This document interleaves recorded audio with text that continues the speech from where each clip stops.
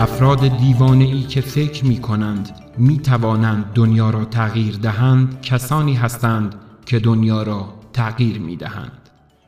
استیو جابز. منظورش از دیوانه دقیقاً خودشه و میگه اگر شبیه دیگران فکر نمی کنی و طرز فکر متفاوتی داری، از طرف دیگران طرد و دیوانه خطاب میشی. و در یه جای دیگه میگه زمان تو محدوده و اونو صرف زندگی به شیوه دیگران نکن.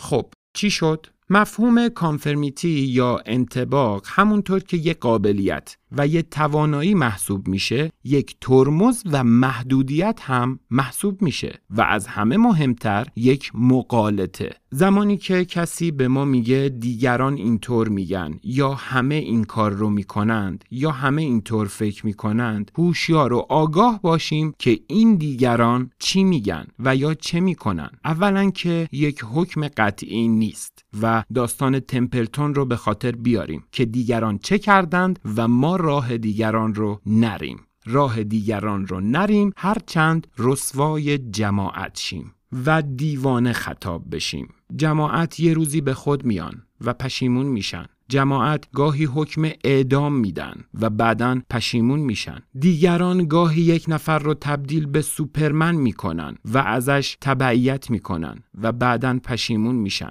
دیگران گاهی یک نفر رو تبدیل به شیطان میکنن و بعداً پشیمون میشن. و ما حواسمون باشه که این دیگران چی میگن و چه میکنند و اما ما چه کاری باید انجام بدیم. اولاً آگاه باشیم که یک عینک نامرئی